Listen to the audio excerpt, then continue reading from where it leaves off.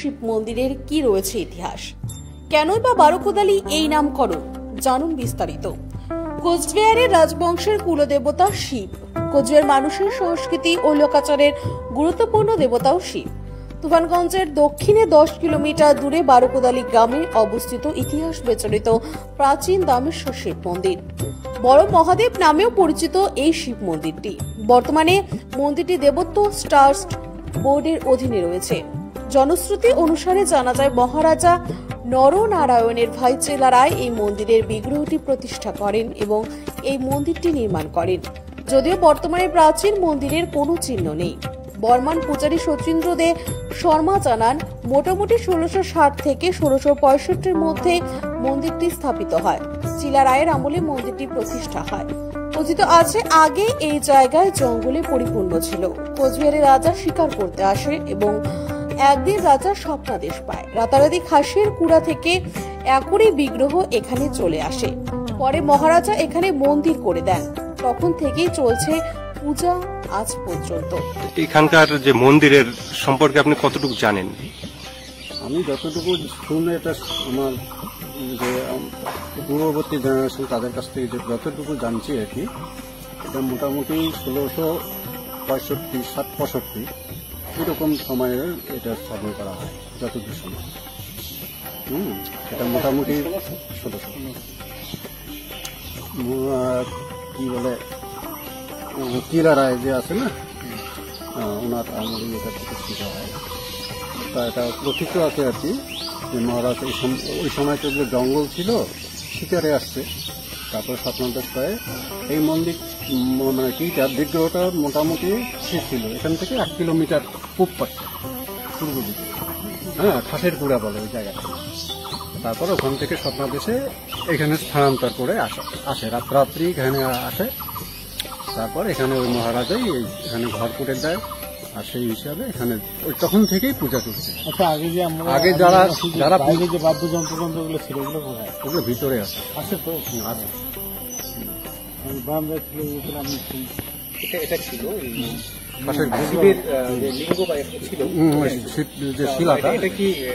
Automatically এখানে স্বাভাবিকভাবেই আসে না, কেউ নিয়ে আসেনি। মানে সবাই বলে যে স্বাভাবিকভাবেই আসে। আপনি এটা শুনছিলেন? শুনছি। আপনারা কতদিন থেকে এটা পূজা করেন? মানে আপনারা কত পুরুষ থেকে পূজা করেন? 3-4 পুরুষ, মানে মোটামুটি এখানেই, মানে যখন থেকে এটা স্থাপন হয় তখন থেকেই। আপনাদের বংশ থেকে? আপনার আগে বাড়ি কোথায় ছিল? আমার বাড়ি কোথায় ছিল? আসাম। আসাম থেকে তারা সেই জায়গাগুলোতে পূজারী হিসাবে নিয়োগ করে। আচ্ছা, একটু কথা শুনলাম কি এখানে পূজা দিয়েছিল আগে, ওই দিকে কি ফুল দেওয়া বেলপাতা ফুল ভাসছিল? হ্যাঁ, ওই যে ফাঁসের কুড়া। এখানে পূজা দিলে ওখানে চলে যেত? ওটা লোকশ্রুতি। ফুলগুলো কোথায় যায়? আপনার নাম? আমার নাম সচিন্দ্র। এখানকার পূজা। স্থানীয় বাসিন্দা মন্টু দাস জানান, খাসের কুড়ায় বাবা ছেলে স্নান করতে যায়। ছেলেটি একটি পাথরকে তুলতে যায় কিন্তু তুলতে পারে না। বাবা চেষ্টা করেও ব্যর্থ হয়। এই খবর মহারাজের কাছে গেলে মহারাজা এখানে আসেন এবং বিগ্রহ প্রতিষ্ঠা করেন। আগে এখানে পুজো করে পুজোর ফুল বেলপাতা ফেললে খাসের কুড়ায় ভেসে উঠত, এখন আর হয়ে ওঠে না। পূজা সবসময় হয়? হ্যাঁ, সবসময়। একটু আগে আসলে পাইতেন থাকে অম্বুবাচী বন্ধ থাকে, শশা পূজা হয়, সব পূজা হয়। বাইরের থেকে লোক আসে? হ্যাঁ, কলকাতা থেকে লোক আসে, অনেক দূরের লোক। এখানে লোক জানতেন, বাইরে লোকে আসে, এখানে গাড়ি নিয়ে আসে, তারপরে পূজা করে, গাড়ি চান্দা নেয়, এবার পুজো করলাম দাও দিয়ে দেয়। মোটর সাইকেল, গাড়ি, সরকারি মতে কুপন থাকে না, কুপন থাকে, ওখানে দেয় টাকা দিয়ে পূজা করে। বাৎসরিক পূজা ওই যে সবসময় পূজা হয়, সবসময় এখানে মানে পূজা মদন মোহন বাড়ির যে কটা অনুষ্ঠান, হ্যাঁ এখানে একই পূজা। এখানে মদন বাড়ি এক পূজা। এখন তো হাসি না ওঠে, এখানে যে পাতার পূজা হইতো, এখানে তাহলে তো ওই জায়গায় ভাসি, ওই আগের জায়গায়। এখন তো নাই এই জায়গায়। কি জায়গার নাম? ওই খাসিরকুড়িয়া এখনো আছে। খাসিরকুড়িয়া এখনো আছে। আগে জল তো শুকিয়ে পায় নাই, মেশিন লাগাইছে, জল শুকিয়ে পায় না। এখনো জল আছে? হ্যাঁ, ওই সামনে সামনে অষ্টমী মেলা হয়, তার দক্ষিণ পাশে ওখানে আছে তো। এখানে আসি পড়ে আর উঠে আছে, মানে কি উঠে না। কি উঠে না? ওই যে ফুল, এখানে ফুল ফেলে না, হ্যাঁ, এখন তো যায় না। এই মহাদেব এই জায়গায় আসছে, ওটা আর হয় না। সাপ ছিল এই জায়গায়, সাপ দেউড়ি পুজো করতো না, দুইটি বড় বড় সাপ ছিল, বাঘ ছিল, হ্যাঁ এই ঝুলতো সাপ। ওই দেউড়ি কি করতো, ওই সাপ দুটাকে নিয়ে ওই দিক ফাঁকে ছিল, সরাইতো। ওই নিয়ে হবে কল লাগবে না, পূজা কি করবে না, আবার পরে সাপ ধরে নিয়ে আসে থামে থাকে। বাঘ, ওই বাঘ ওই রকম, যাও দিক যা, ওই বাঘ সরে যায়। কাটাকাছি করতো, একটা কাটি দিত মাংস, বাঘ খাইতো। মাংস নাই। এই আপনার নাম? অতুল বর্মন। বাড়ি? বাড়ি এখানে বাগদালি। এই যেটা 12 কোদালি, এই এটে কোনায় এই যে এইটা বাড়ি হয়। এইটা বাড়ি। তোমরা কতদিন থেকে এটে আছেন? এটি তাও 60-70 বছর থেকে। না 60-70 বছর। তার আগে তোমার বাবা কোটে ছিল? আমার বাবা ছিল ইসে কালপানি। কালপানি। আচ্ছা, 60-70 বছর থেকে জানি। এটি কোন এই ঠাকার? এটি আমরা গল্প শুনছি, মানে আগেরকার বুড়ে বুলে আসছিল, তা ওই খাসির কুড়া বলে মহাদেবের স্থান। তা ওই বাপ বেটা যায় গাও ধুবের, তা গাও ধুবের গেলে এতক্ষণে একটা পাথর কয় যে বাবা এই পাথর খুনে মুইনি, কয় চল বা গাও ধুয়ে আসি। গাও ধুয়ে আসতে ওই উনের বাপ তো 80 বছর, কয় বা পাথর খুনে দে, কয় যা ধরি আয়। ওই পাথর খুনে তো আনিন না পায়, বাচ্চা তুলিরে পায় না, একটা চ্যাংরা। তারপরে কয় যে ভাত খাস ওই 100 গ্রাম পাথর তুলির না পায়, ওই পাথর ছাড়া চ্যাংরা যায় না। তারপরে উনের বাপ গেছে পাথর তুলি, পাথর আর তুলির পায় না। ওই এক কথায় দুই কথায় ওই কুচবিহার মহারাজা শুনির পাই। শোনার পরে মহারাজাক বলে স্বপ্নাইছে, স্বপ্নার পরে ওই যে হাতি ধরিয়ে আসছে, হাতি ধরিয়া ওই পাথর তুলিয়ে এই পর্যন্ত আসছে। আসার পরে আর ঠাকুর যায় না, এটি খুনে স্থাপন করে। এটাই আমরা শোনার কথা, শোনা। কিন্তু পাথর খুনে ওই যে পাথর দুইটা তখন আছে এলাও। এলাও ওই যে পাথর দেখা যায়, এই যে আমরা ঘরের রং ঠং করি না, আমার রং করতে গেলে আমরা কিন্তু পাথর খুনে আমরা বলাই না। কিন্তু আগত এই যে এটি পূজা করছে, ওই খাসির কুড়ে যে বেলপাতা দুব্বা ভাসি হচ্ছে, ঘাসি এটি ফেলায় ওই যে ভাসি ওঠে। এখন আরো আছে ওই জায়গায় এলা ভাসি না ওঠে না, না এলাও। এই আসি গেছে, এলা মুজি গেছে। এই মাছ বেটি যাচ্ছে। আচ্ছা, এটাই আছে। আর এটি খুনে আগত বাঘও আসছিল, ওই ধামের পাশে একটা খাল আসছিল, গাছ গাছালি আসছিল, ওইগুলা বাস্তব তো ইদানিক লাগাইছে। বাঘও আসছিল। তারপরে বনুয়া গরু বছরে একবার করে আসছে। বুনো গরু। হ্যাঁ, একসাথে মারি ফেলে। এই যে ঘর বাড়িগুলো কাই বানাইছে? এগুলা ওই যে দেবত্রষ্টা কোন টাকা? কুচবিহার দেবত্র মদন বানাইছে। আর এইটা দিছে অঞ্চল থাকে এই ঘাটটা। আচ্ছা, আপনার নাম? মন্টুদা, বাড়ি? 12 কোদালি, ধামের পাশে। হচ্ছে না।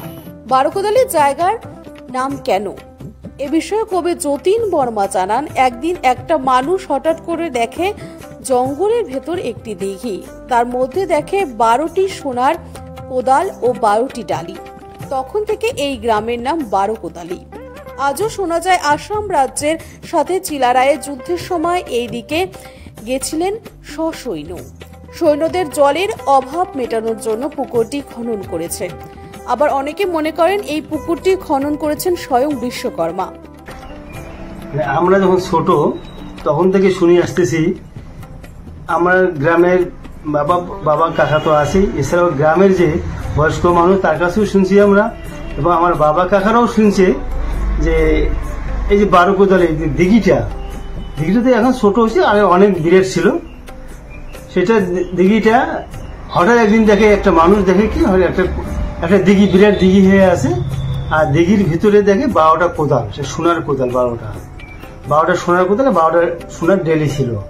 এই জন্য এই গ্রামের নাম বারোকোদালি। তখন থেকে গ্রামের নাম বারোকোদালি।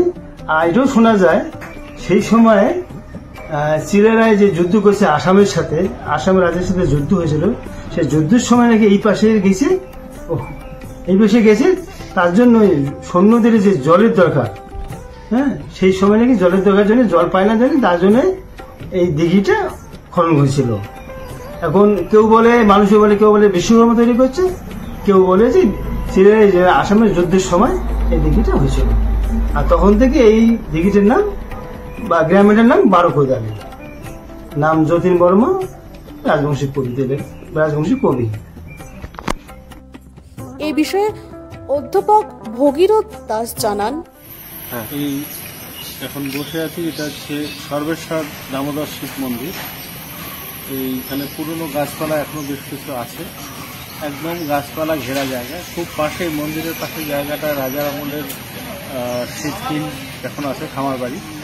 এটা পুরনো মন্দির, রাজাদের কয়েকশো বছরের পুরনো। কুচবিহারের মন্দিরগুলি যখন তৈরি হয় সেই সময় এটা সর্বেশ্বর দামোদর শিব। কেউ কেউ বলে যে শঙ্করদেব সশিষ্য আসার সময় এখানে অবস্থান করেছিলেন এবং তার শিষ্য দামোদর এখানে ছিলেন, তিনি এই জায়গাটা দেখতেন। কিন্তু তারা তো ছিল ঈশ্বরের, কৃষ্ণ বা এক ঈশ্বরের বিশ্বাসী, কিন্তু তার সঙ্গে সংযোগটা এত গভীর নাও হতে পারে। কিন্তু লোকের এখানে নানা রকমের গল্প আছে, লোকের মানে প্রচলিত গল্প, যে এখানে সব রকম মানত করলে মানতগুলো পূরণ হয়, যে জন্য আজও প্রচুর ভক্ত সমাগম হয়। সকালবেলা এবং বিকেলবেলা এখানে মন্দিরে পুজো হয়। এটা দেবত্ব স্টার্ট বোর্ডের অধীনে আছে, সব রকম সুবিধা আছে এবং আপনারা এটা দেখে যেতে পারেন। কোচবিহার থেকে খুব বেশি দূর নয়, কোচবিহার থেকে তুফানগঞ্জ, তুফানগঞ্জ থেকে বারোকোদালি, বারোকোদালির পাশেই এই মন্দিরের পাশে হচ্ছে বারোকোদালি যে নামে জায়গাটা, সেখানকার বিশাল পুকুর আছে। ওটা স্বয়ং বিশ্বকর্মা নাকি এক রাত্রেই 12টা কোদাল দিয়ে সেটা করেছিলেন, এরকম প্রবাদ আছে। প্রচুর প্রবাদের জন্ম। পুরনো কোচবিহারকে জানলে, কোচবিহারের সংস্কৃতি জানতে হলে এইসব মন্দিরের কথা জানতে হবে। আপনার নাম? আমার নাম ভগীরথ দাস, কোচবিহার। বাড়িতে রান্না করেননি, বাইরে কোথাও খেতে মন চাইছে, কিন্তু বাঙালি ঘরোয়া খাবারের জায়গা পাচ্ছেন না? তাহলে চলে আসুন মধুমিতার কিচেনে। পেয়ে যাবেন বাঙালি খাবারের ভরপুর সম্ভার। এখানে আপনি প্রতিটা মুহূর্তে পেয়ে যাবেন ভরপুর বাঙালিয়ানার স্বাদ। প্রত্যেকটা বাঙালি পরিবারের হেসেলের সুস্বাদু খাবার মিলবে সুলভ মূল্যে।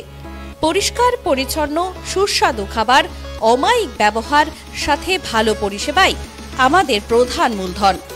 এছাড়াও মধুমিতা কিচেনের বাইরের ফাস্টফুড কাউন্টারে থাকছে সুস্বাদু বিরিয়ানি, এগ, চিকেন ও mutton biryani, chicken pakora, chow mein, roll, chicken momo, veg momo, চা, coffee, sandwich, fried rice, chilli chicken, রুটি, tadka, chicken lollipop, crispy chicken, আরও অনেক সুস্বাদু খাবারের সম্ভার। আমাদের ঠিকানা হাজরাপাড়া মোড়, নতুন বাজার, কোচবিহার। সময় সকাল 11টা থেকে রাত 11টা। এছাড়াও কিচেন থেকে 3 কিলোমিটারের মধ্যে হোম ডেলিভারির সুব্যবস্থাও রয়েছে। ধন্যবাদ।